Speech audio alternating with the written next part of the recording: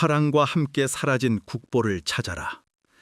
옛날 통일 신라 시대 효소왕이 나라를 다스리던 시절, 삼국 통일의 영광이 사람들의 마음속에 여전히 뜨겁게 남아 있었던 그때, 신라의 화랑들은 더 이상 전장에서 칼을 휘두르지 않아도 되었습니다. 대신 그들은 전국의 명승지를 탐방하며 심신을 단련하고 자신을 연마하는 새로운 사명에 헌신하게 되었습니다.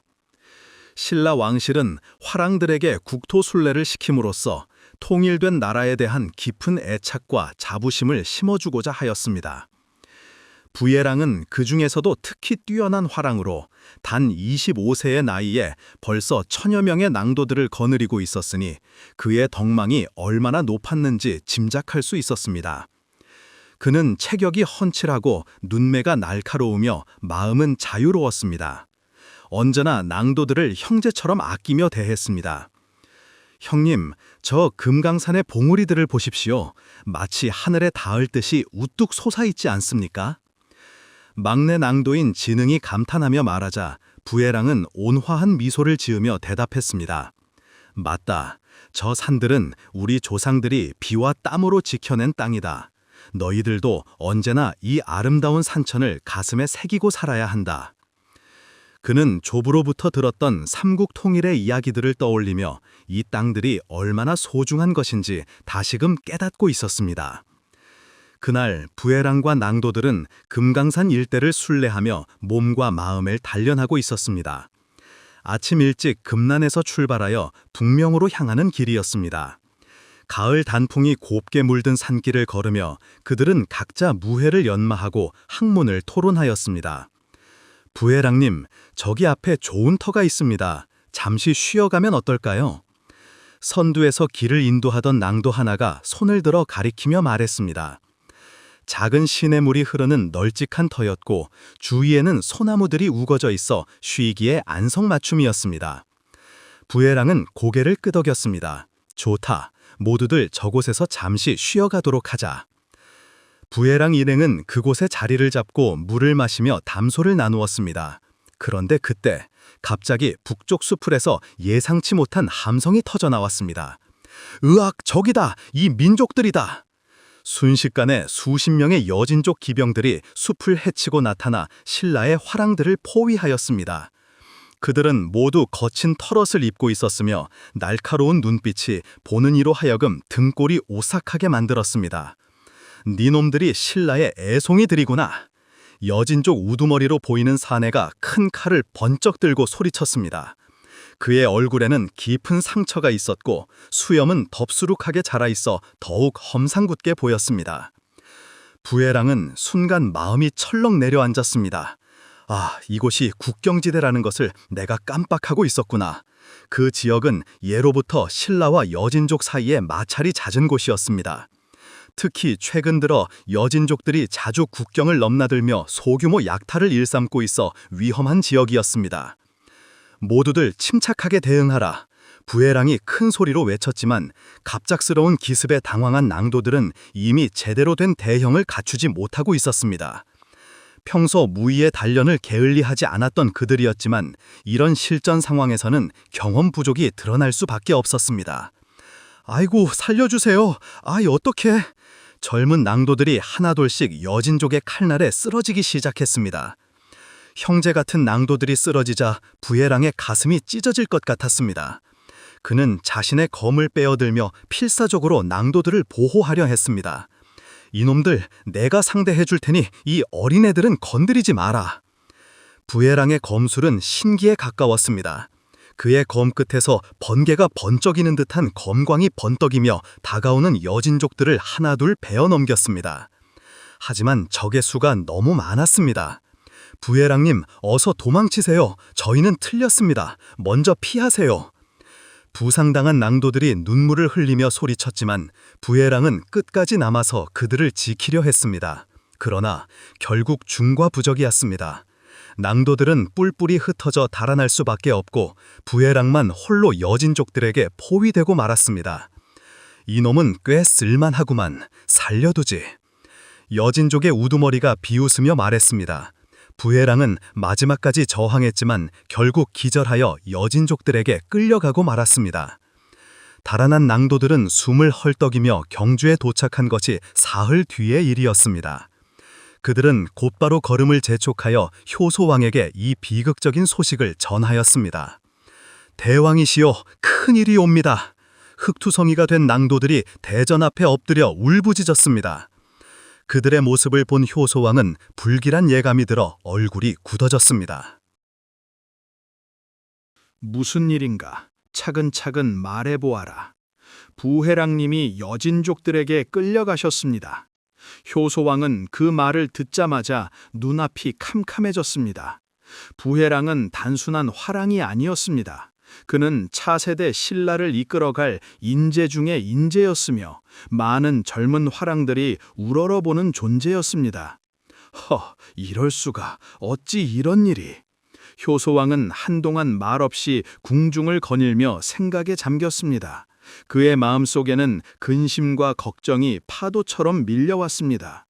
부해랑을 구해내지 못한다면 백성들이 왕실에 대한 신뢰를 잃게 될 것이고 무엇보다 그 뛰어난 인재를 이대로 잃어서는 안 되었습니다. 한참 후에 고민하던 왕은 갑자기 환한 표정을 지으며 손뼉을 쳤습니다.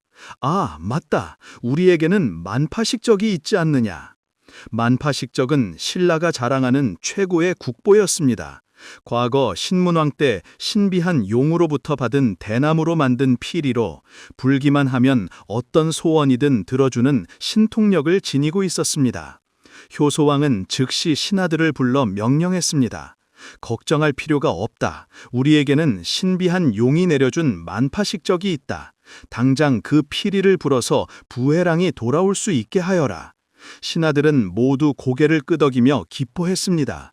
그들 역시 만파식적의 신통력을 굳게 믿고 있었기 때문입니다. 대신 중 한 명이 왕의 명을 받들고 급히 천전고로 향했습니다. 천전고는 궁궐의 가장 중요한 보물들을 보관하는 곳으로, 특히 만파식적은 그 중에서도 가장 깊숙한 곳, 가장 안전한 곳에 모셔져 있었습니다. 그런데 잠시 후 만파식적을 가지러 갔던 대신이 창백한 얼굴로 뛰어돌아왔습니다. 그의 표정을 본 왕과 다른 신하들은 모두 불길한 예감을 느꼈습니다. 왕이시여, 큰일 났습니다. 대신의 목소리는 떨리고 있었습니다. 그는 몇 번이고 기침을 한 후에야 간신히 입을 열었습니다. 천전고에 보관 중이던 만파식적이 감쪽같이 사라져버렸습니다. 뭐라? 효소왕은 믿을 수 없다는 듯 눈을 크게 뜨며 다시 물었습니다. 정말이냐? 잘 확인해 보았느냐? 이 대왕, 천전고의 관리인들과 함께 뒤져보았지만 만파식적은 온데간데 없이 사라지고 없었습니다. 누군가가 몰래 훔쳐간 것 같습니다. 이 일을 어찌하옵니까? 아니, 어찌 왕은 그 자리에 털썩 주저앉고 말았습니다. 다리에 힘이 빠져 더 이상 서 있을 수가 없었습니다. 만파식적은 단순한 피리가 아니었습니다. 조상들로부터 물려받은 신의 가호가 깃들어 있는 그 피리는 나라를 평안하게 해주고 왕의 권위를 지켜주는 신라 제1의 국보였습니다. 이럴 수가, 어찌 이런 일이. 왕은 머리를 감싸고 신음했습니다. 부해랑도 잃고 만파식적까지 잃었으니 이보다 더 절망적인 상황이 어디 있겠습니까? 한참 후에 왕은 간신히 마음을 가다듬고 벌떡 자리에서 일어났습니다. 그의 눈에서는 분노의 불길이 타오르고 있었습니다. 당장 그 피리를 찾아오라. 그렇지 않으면 여기 대신들은 모두 종이 되거나 목숨을 내놓아야 할 것이다. 당장 만파식적을 찾아오라. 왕의 호통 소리에 신하들은 사지가 달달 떨며 땅에 엎드렸습니다.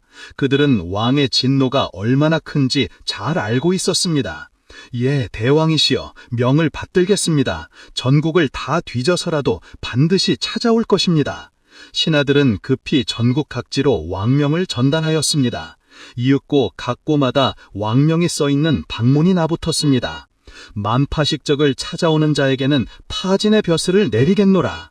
이 방문을 본 백성들은 두 눈이 휘둥그레졌습니다. 파진차는 신라의 17관등제 중에서 네 번째로 높은 벼슬이었습니다. 게다가 그것은 능력만으로는 안 되고 보통 진골 출신들만 받을 수 있는 귀한 자리였습니다. 여보게, 저 방문을 봤는가? 만파식적을 찾아내기만 하면 파진찬이 될 수 있다고 하지 않나? 어휴, 세상에, 파진이라니. 그런데 만파식적이 대체 뭐야? 그게 바로 문제야. 우리 같은 평민들이 그런 귀한 보물에 대해 뭐 알 수 있겠는가? 사람들은 상금보다 벼슬을 더 탐냈습니다. 그도 그럴 것이 만약 정말 만파식적을 찾아내어 파진찬이 된다면 하루아침에 평민에서 귀족으로 신분이 바뀌는 일이었으니 온 집안의 경사가 될 일이었습니다. 그러나 그들은 만파식적이 무엇인지, 어떻게 생겼는지 전혀 알지 못했습니다. 만파식적이 얼마나 귀한 물건이기에 저렇게 높은 벼슬자리까지 내걸고 찾으려는 것일까? 아마도 절대 찾을 수 없는 것이니 저리 무리한 조건을 내걸었겠지. 평민들에게는 그 방문은 한낱 그림의 떡일 뿐이었습니다. 그 사실을 안 관리들은 뒤늦게 만파식격에 대한 이야기를 사람들에게 퍼뜨리기 시작했습니다. 그중 한 관리가 시장 한복판에서 사람들을 모아놓고 이야기를 시작했습니다. 사람들은 호기심 어린 눈으로 그의 이야기에 귀를 기울였습니다. 옛날 문무왕께서 삼국을 통일하신 후의 일이었습니다. 문무왕께서는 삼국 통일의 위협을 달성하신 위대한 왕이셨지요. 한 전쟁 속에서 백제와 고구려를 멸망시키고 틈틈이 한강 이남으로 집약해오는 당나라까지 북쪽으로 몰아내셨습니다. 그 덕분에 신라는 대동강에서 원산만에 이르는 넓은 영토를 차지할 수 있었습니다. 그렇게 우리 신라가 조금씩 안정을 찾아가고 있을 무렵 새로운 문제가 생겼습니다. 동해바다에 나타난 일본의 해적들이 신라의 무역선에 불을 지르고 약탈을 일삼기 시작한 것입니다. 이놈들이 또 나타났구나. 어느 날 동해를 항해하던 신라 상선의 선장이 멀리서 다가오는 일본 해적선을 보며 절망적으로 외쳤습니다. 일본 해적들의 배는 바람을 가르며 빠르게 다가오고 있었습니다. 선장님, 어떻게 하시겠습니까? 선원 중 한 명이 떨리는 목소리로 물었습니다. 모든 선원들의 얼굴에는 공포가 가득했습니다. 일본 해적들이 얼마나 잔인한지는 이미 널리 알려진 사실이었기 때문입니다. 최대한 빨리 도망쳐보자. 하지만 무거운 화물을 실은 상선이 가벼운 해적선보다 빠를 리가 없었습니다.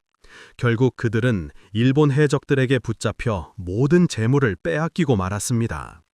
이런 일이 반복되자 문무왕께서는 골머리를 앓으셨습니다. 요봐라, 미꾸라지 같은 왜구들을 한꺼번에 소탕할 수 있는 방도가 없겠느냐. 과인이는 화가 나서 잠을 이루지 못하겠노라. 대전에 모인 신하들은 꿀먹은 벙어리처럼 머리만 조아렸습니다. 육지에서의 전투는 자신이 있었지만 바다에서 종횡무진 활동하는 일본 해적들을 상대하기는 쉽지가 않았기 때문이었습니다. 답답한 인재들은 다 어디 가고 녹만 축내는 귀신들만 모여있다더냐. 문무왕께서는 삼국 통일을 완수한 뒤에도 그 왜구 때문에 잠시도 편할 날이 없으셨습니다. 참다 못한 문무왕은 한 노승을 불러 조언을 구했습니다. 그 노승은 의상대사의 제자로 알려진 아주 훌륭한 고승이셨습니다. 그는 항상 자유로운 미소를 띠고 있었고 사람들이 어려운 일을 당할 때마다 지혜로운 조언을 해주는 것으로 유명했습니다. 대사, 그대가 과인에게 희망을 달라. 문무왕의 부탁에 노승은 잠시 묵상한 후에 입을 열었습니다. 대왕마마, 동해가 한눈에 내려다 보이는 곳에 절을 지으십시오. 부처의 힘으로 저 왜구들을 무찌르기 위함입니다. 문무왕은 그 노승의 주장을 흔쾌히 받아들였습니다. 그리하여 동해가 한눈에 내려다 보이는 해안가와 언덕 위에 절터가 마련되고 공사가 시작되었습니다.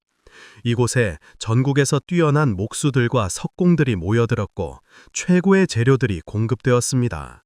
그러나 절을 짓고 있는 동안 문무왕은 병을 얻어 눕고 말았습니다. 처음에는 가벼운 감기인 줄 알았지만 그 병세가 날이 갈수록 심해지셨습니다. 과인의 병세는 어떠하냐? 침상에 누운 문무왕이 힘없는 목소리로 물었습니다. 신하들은 서로 눈치를 보며 대답을 주저했습니다. 그러다 한 신하가 나서서 말했습니다. 대왕이시오, 병세가 심상치 않습니다. 그 말을 들은 문무왕의 얼굴이 창백해졌습니다. 자신의 죽음이 얼마 남지 않았다는 것을 직감한 것이지요. 아, 불심으로 왜구들을 무찌르는 것을 볼 수 없게 되어 안타깝도다. 문무왕은 깊은 한숨을 쉬며 말했습니다. 그리고 마지막 남은 힘을 짜내어 신하들에게 유언을 남기셨습니다. 과인이 죽거든 화장한 뒤 그 뼈를 동해바다에 묻어달라. 과인은 용으로 다시 태어나 저 왜구들을 무찌를 것이니라. 문무왕의 간절한 마지막 소원이었습니다. 죽어서도 나라를 지키겠다는 그의 마음에 모든 신하들이 눈물을 흘렸습니다. 신하들은 죽은 왕의 유언대로 화장을 한 후 그 유골을 바닷속 작은 섬에 묻었습니다. 그리고 그곳을 대왕암이라고 불렀습니다.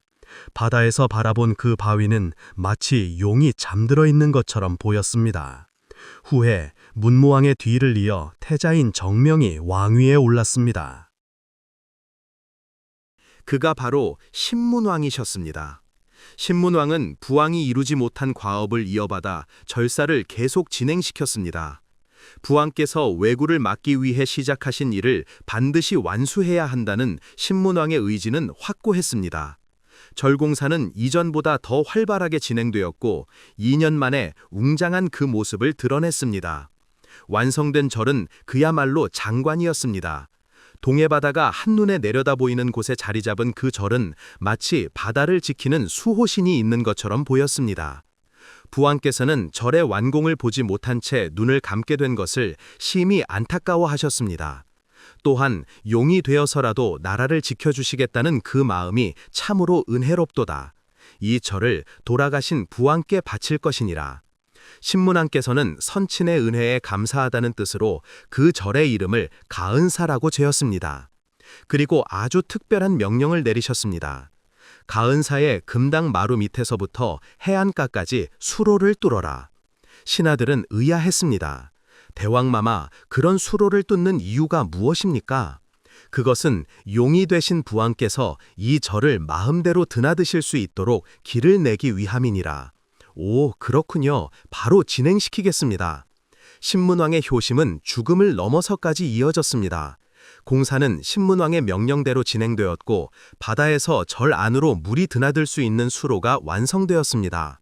그리고 그날 이후 용이 법당 주변을 돌아다닌다는 목격담이 하나둘씩 나타나기 시작했습니다. 제가 분명히 보았습니다. 큰 푸른 용이 법당을 돌며 헤엄치고 있었습니다. 나도 보았소. 그 용의 눈빛이 얼마나 자유롭던지. 사람들은 용을 목격한 장소를 가리켜 이겼대라고 불렀습니다. 그들은 문무왕께서 정말로 용이 되어 나라를 지키고 있다는 믿음을 가지게 되었습니다. 그런데 그 다음 해 5월 조하루에 더욱 신기한 일이 벌어졌습니다. 당시 해관인 박숙청이 급히 궁궐로 달려와 신문왕께 아뢰었습니다. 그의 얼굴에는 흥분과 당황이 동시에 드러나 있었습니다. 대왕마마, 신통한 일이 있어 아뢰옵니다. 무슨 일이냐? 차분히 말해보아라. 동해에 있는 작은 산 하나가 가은사 주변을 맴돌고 있습니다. 무슨 연유인지 도무지 알 길이 없나이다. 신문왕은 그 말을 듣고 깜짝 놀랐습니다. 뭐라? 작은 산이 가은사 주변을 맴돈다고? 어찌 그런 일이 벌어지고 있단 말이냐? 기이한 소식을 접한 왕은 불길한 예감이 들기도 하고 또 한편으로는 부왕과 관련된 어떤 징조가 아닐까 하는 기대감도 있었습니다. 하여 신문왕께서는 즉시 일관인 김춘지를 불렀습니다. 아, 일관이란 무엇이냐고요? 일관은 전체와 날씨를 관찰하여 기운을 점치는 관직입니다. 신문왕께서는 일관 김춘질에게 물었습니다. 나라의 운세가 어떻게 될 것인가 점괘를 내놔보거라. 김춘질은 경험이 많은 일관이었기에 침착하게 하늘을 보고 점을 쳤습니다. 그는 태양의 위치를 살피고 바람의 방향을 감지하며 무거운 추를 좌우로 흔들었습니다. 한참을 그렇게 한 후 마침내 점괘가 나왔습니다. 대왕마마 크게 기뻐하소서 매우 길한 점교옵니다. 일관 김춘질의 목소리에는 확신이 가득했습니다. 돌아가신 선대왕께서 지금 해룡으로 승천하여 이 땅을 다스리게 되셨고 김유신공은 하늘신으로 부활하여 선대왕의 대신이 되셨습니다.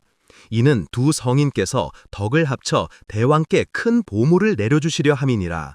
대왕께서 속히 바닷가로 나가신다면 크나큰 보물을 얻으실 수 있게 될 것이옵니다. 그 말을 들은 신문왕의 얼굴이 환해졌습니다. 일이 반가울 수가 있나. 부왕께서 과인을 잊지 않고 계시는구나. 신문왕께서는 그달 7일에 신하들을 거느리고 많은 사람들이 용을 보았다는 이견대로 행차하였습니다. 이견대에 신문왕께서 도착하자 정말로 작은 산 하나가 해안가에 둥둥 떠다니고 있었습니다. 그 산의 형상은 거북이의 머리 모양이었습니다. 크기는 그리 크지 않았지만 신비로운 기운이 감돌고 있어 보는 이들로 하여금 경외감을 불러일으켰습니다. 참으로 신기한 일이로다. 산이 바다 위에 떠다니고 있구나. 신문왕께서는 감탄하며 신하에게 그 산을 자세히 살펴보도록 지시하셨습니다. 용감한 신하 한 명이 작은 배를 타고 그 신비한 산으로 다가갔습니다. 대왕이시여, 그 거북머리 꼭대기에서 대나무 한 그루를 발견하였사옵니다. 멀리서 외치는 그 신하의 목소리가 들려왔습니다. 그런데 더욱 놀라운 것은 그 다음이었습니다. 대왕이시여, 이 대나무가 낮과 밤에 다르게 변하고 있습니다. 뭐라? 어떻게 변한다는 것이냐? 낮에는 두 쪽으로 갈라졌다가 밤에는 다시 하나로 합쳐집니다. 신문왕과 다른 신하들은 그 소리를 듣고 모두 입을 다물지 못했습니다. 아니, 세상에 이렇게 신기한 일이 있을 수 있단 말입니까? 하여 신문왕은 이것이 분명 선대왕의 뜻이라고 확신하고 내일 다시 이견대로 나가보기로 하며 하룻밤을 가은사에서 보내셨습니다. 당연히 그날 밤 신문왕께서는 잠을 제대로 이루지 못하셨습니다. 마음이 너무 설레고 기대되어서였습니다. 과연 무한께서 어떤 보물을 내려주실까? 그 신기한 대나무가 혹시 나라를 위한 보물이 되는 것인가? 그리고 이튿날 아침 신문왕께서는 일찍 일어나 이견대로 나갔습니다.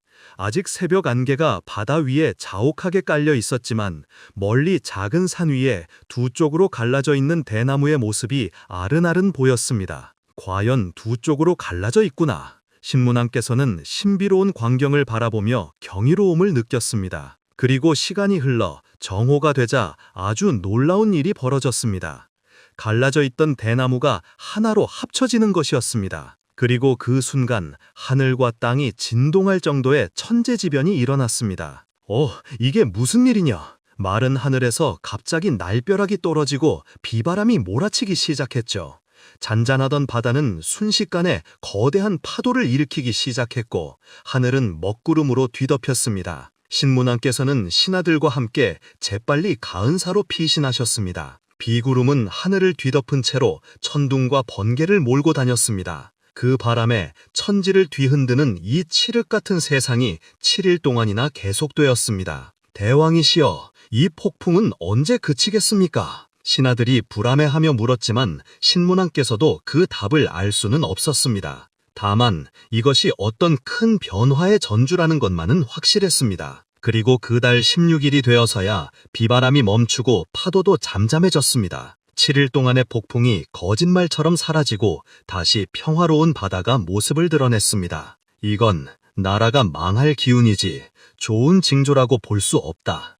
이 어찌된 영문인지 과인이 직접 알아보고 오겠노라. 신문왕께서는 일관을 나무한 뒤 배를 타고 직접 그 신기한 작은 산으로 들어가 보았습니다. 폭풍이 지나간 후에도 그 산은 여전히 바다에 떠 있었고 대나무 역시 그대로 꽂혀 있었습니다. 산에 다다르자 상상을 초월하는 광경이 신문왕을 기다리고 있었습니다. 커다란 용 한 마리가 산 위에서 신문왕을 기다리고 있었던 것이었습니다. 그 용은 비늘이 부르게 빛났고 눈빛이 자유로우면서도 위험이 감돌고 있었습니다. 신문왕께서는 그 순간 용이 바로 자신의 아버지 문무왕이 보내셨다는 것을 직감할 수 있었습니다. 왕이시여, 이 옥대를 당신께 바치겠나이다. 용은 오그라든 검은 허리띠를 왕에게 내려주었습니다. 그 옥대는 마디마디가 살아있는 듯 꿈틀거리며 신비로운 광채를 발하고 있었습니다. 신문왕은 두 손으로 공손히 그 옥대를 받아들고 용에게 물었습니다. 그런데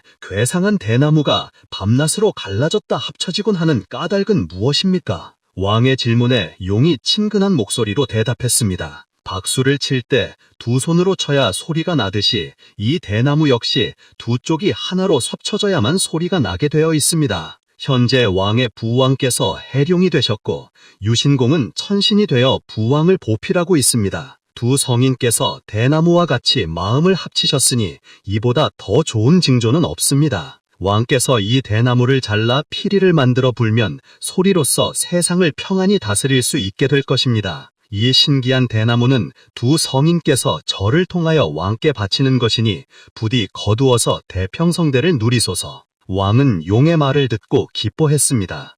선친께서 과인에게 또 한 번의 은혜를 베푸시는구나. 여봐라, 선친의 심부름을 받은 이 용에게도 큰 은혜를 베풀어 주어라. 신하들은 용에게 값진 보물을 건네주고 대나무를 조심스럽게 베어왔습니다. 그 대나무는 베어내는 순간까지도 은은한 빛을 발하며 신비로운 기운을 풍겼습니다. 신문왕께서 배를 타고 바다로 나오자 용과 산은 온데간데 없이 사라져버렸습니다.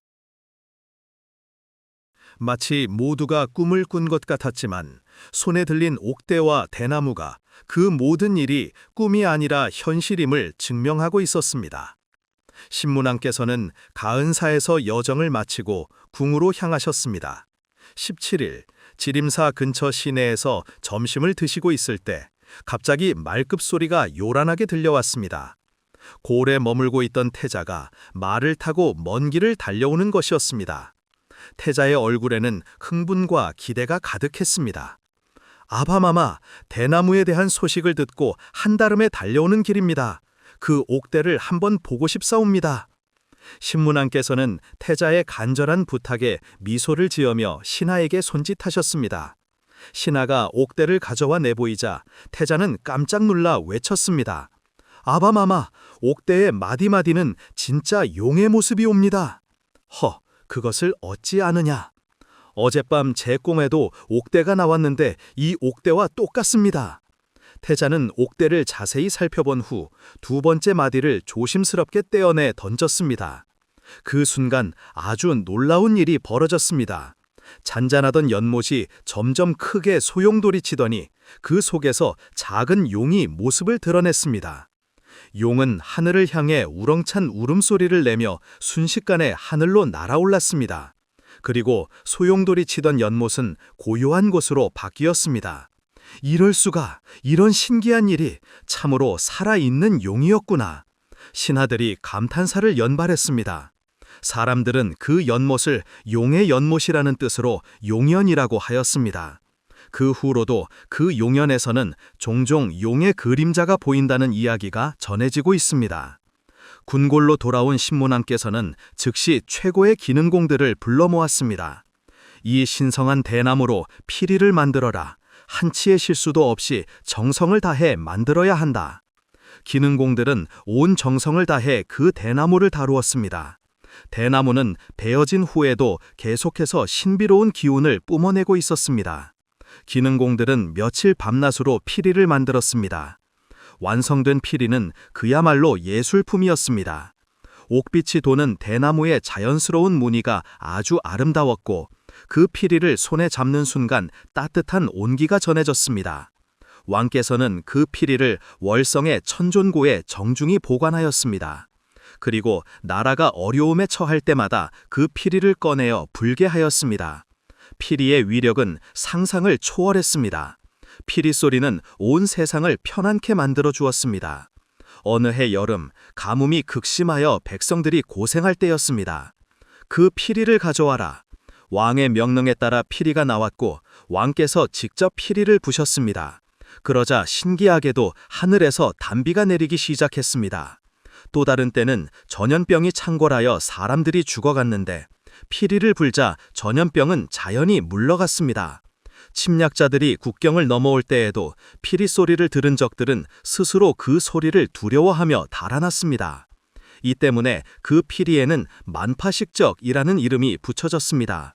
만파식적, 즉 모든 파도를 잠재우는 피리라는 뜻이었습니다. 그러나 그 피리가 사라져버린 것입니다. 여러분께서 꼭 그 피리를 찾아주십시오. 오, 이럴 수가. 정말 대단한 피리였구나. 이 관리의 이야기와 함께 만파식적에 대한 소문은 전국 방방곡으로 퍼졌습니다. 사람들은 비로소 그 피리가 얼마나 소중한 보물인지를 알게 되었습니다. 야, 그런 신통한 피리가 있었구나. 그것만 찾으면 정말 평화롭게 살 수 있는 건가? 하지만 수많은 사람들이 찾아 나서도 1년이 지나도록 만파식적을 찾았다는 소식은 없었습니다. 누군가 훔쳐갔을 게 틀림없어. 아니면 원래 주인인 용이 다시 가져간 게 아닐까. 온갖 소문만 무성하게 나돌았습니다. 효소왕은 날이 갈수록 불안해졌습니다. 신이 내려준 보물을 두고 맞았으니 나라가 혼란에 빠지는 것은 자명한 일이었기 때문입니다. 실제로 나라 곳곳에서 불길한 조짐들이 나타나기 시작했습니다. 가뭄과 홍수가 번갈아 일어났고 전염병이 돌기도 했습니다. 백성들은 그 모든 일이 만파식적이 사라진 탓이라고 수근거렸습니다. 한편 여진족에게 끌려간 부회랑은 여진족의 본거지 깊숙한 곳에 감금되어 있었습니다. 그들은 부회랑을 죽이지 않고 살려둔 채로 가혹한 회유와 협박을 해왔습니다. 너 같은 뛰어난 무사가 우리 편이 된다면 큰 대접을 해주겠다. 하지만 부회랑은 단호히 거절했습니다. 나는 신라의 화랑이다. 죽을지언정 조국을 배반할 수는 없다. 부회랑의 의지는 확고했습니다. 그는 매일같이 탈출할 기회를 노리며 감옥에서 몸과 마음을 다스리며 버텨냈습니다. 언젠가는 반드시 고국으로 돌아가리라. 그리고 다시 화랑으로서의 임무를 다하리라. 부회랑은 매일 그런 다짐을 하며 힘든 시간을 견뎌나갔습니다. 한편 경주에서는 부회랑의 부모가 아들을 그리워하며 애를 태우고 있었습니다. 하루는 그들이 왕을 찾아가 위로의 말을 올렸습니다. 대왕마마, 너무 걱정하지 마옵소서. 옛 미륵은 화랑으로 출영하여 나타난다고 하였으니 심려하지 마옵소서. 제 아들은 분명 미륵이 되어 돌아올 것입니다. 부회랑의 어머니도 눈물을 훔치며 덧붙였습니다. 맞습니다. 그리고 승려 안상이 제 아들을 찾으러 길을 떠난 지 오래입니다. 곧 좋은 소식이 전해질 것입니다. 안상은 부회랑과 함께 금강산을 순례하던 중 여진족의 습격이 있을 때 홀로 부회랑을 구하러 여진족을 뒤쫓아간 승려였습니다. 그는 무에 뛰어나기도 했지만 특히 지혜가 뛰어나기로 유명했습니다. 그러나 효소왕은 그 말들이 귀에 들어오지 않았습니다. 그에게는 행방이 묘해진 만파식적을 찾아내는 것이 시급한 과제였습니다. 왕은 고개만 끄덕이며 형식적인 위로의 말을 건넸습니다. 그래, 부회랑은 훌륭한 인재이니 반드시 무사히 돌아올 것이야. 고을 밖으로 나온 부회랑의 부모는 왕의 차가운 반응에 마음이 아팠습니다. 하지만 그렇다고 원망하진 않았습니다. 왕도 나라를 걱정하느라 마음이 어려울 것이라고 이해했습니다. 그들은 곧바로 백률사를 찾아갔습니다. 백률사는 신라에서 가장 영험하다고 알려진 절이었습니다. 특히 그 백률사의 대비상 앞에서 기도를 하면 소원이 이루어진다는 소문이 자자했습니다. 절에 도착한 부회랑의 부모는 대비상 앞에 엎드려 밤낮으로 기도를 올렸습니다. 부처님, 부회랑의 아들이 무사히 귀환할 수 있도록 도와주십시오. 기도는 몇 달 동안 이어졌습니다. 그들은 집에 돌아가지도 않고 절에서 먹고 자며 하루도 빠짐없이 기도를 올렸습니다. 다른 신도들도 그 부모의 지극한 정성에 감동받아 함께 기도해 주었습니다. 절의 스님들도 그들의 정성에 마음이 움직여 특별히 예불을 올려주었습니다. 그러던 어느 날, 몇 달 동안 계속된 기도로 몸이 지친 부회랑의 부모들은 엎드린 채 기도를 올리고 있었습니다. 그들의 목소리는 이미 쉬어버렸지만 마음만은 더더욱 간절해져 있었습니다. 부처님, 제발 우리 아들을. 바로 그때 갑자기 엄청나게 큰 천둥 소리가 법당 안을 뒤흔들었습니다. 우르쾅! 부회랑의 부모는 화들짝 놀라며 머리를 들었습니다. 그런데 놀랍게도 향불 탁자 위에 빛나는 물건이 놓여 있는 것이 아니겠습니까? 자세히 보니 그것은 바로 만파식적이었습니다.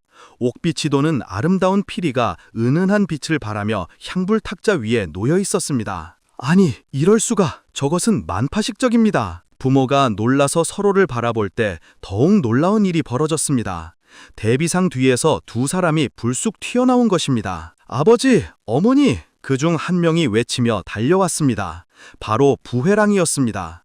몇 달 동안 생사를 알 수 없었던 아들이 멀쩡한 모습으로 나타난 것입니다. 그 옆에는 승려 안상도 함께 있었습니다. 아들아, 내 아들아. 부회랑의 어머니가 눈물을 쏟으며 아들 부회랑을 끌어안았습니다.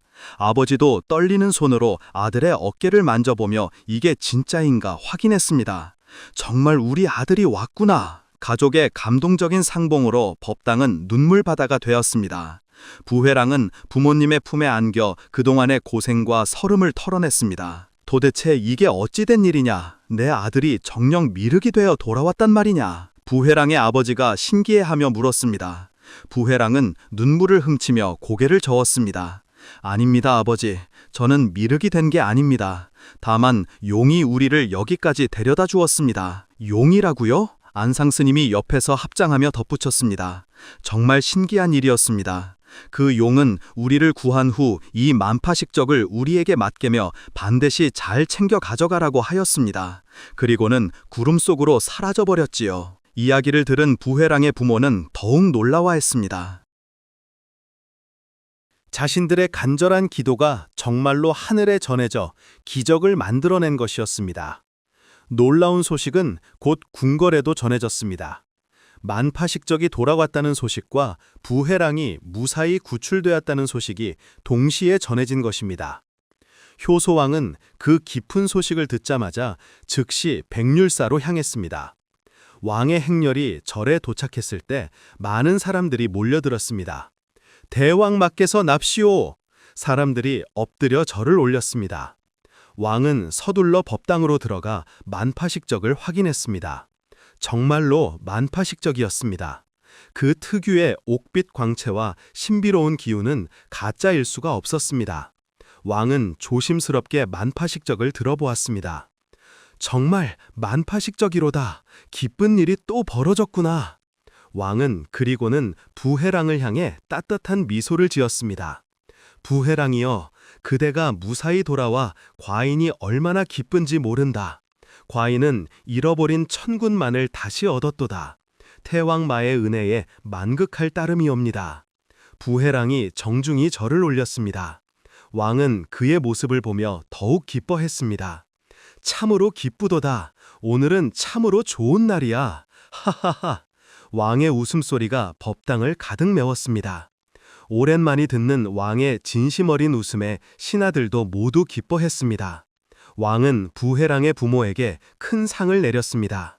그대들의 지극한 마음이 하늘을 감동시켜 이런 기적을 만들어냈다. 마땅히 큰 벼슬을 내려 그 공을 기려야 하겠다. 그리하여 부회랑의 아버지는 정삼품 아찬에 임명되었고 어머니에게도 귀부인의 자귀가 내려졌습니다. 그들은 감격해하며 왕의 은혜에 감사를 표했습니다. 왕은 또한 안상 스님에게도 큰 상을 내렸습니다. 안상 스님의 의로운 행동이 없었다면 이런 기적도 일어나지 않았을 것이다. 안상 스님은 그리하여 대선사의 지위에 올랐고 천국의 모든 절에서 그에게 존경을 표했습니다. 왕은 그 기적을 기념하여 만파식적의 이름을 바꾸기로 결정했습니다. 또 한 번의 기적을 보여준 이 성스러운 피리를 만만파파식적으로 이름을 고쳐 부르도록 하자. 만만파파식적은 온갖 파도와 모든 재난을 잠재우는 피리라는 뜻이었습니다. 즉, 이전보다 훨씬 더 큰 능력을 가진 피리라는 것을 의미하는 것이었습니다. 왕은 만만파파식적을 다시 천전고에 정중히 모시고 더욱 엄중한 경비를 세웠습니다. 그리고 이번 사건의 계기로 전국에 포고문을 내렸습니다. 자식을 위한 마음, 부모를 향한 효심, 나라를 위한 충성심이 얼마나 큰 기적을 만들어내는가. 온 백성이 이번에야말로 알게 되었을 것이다.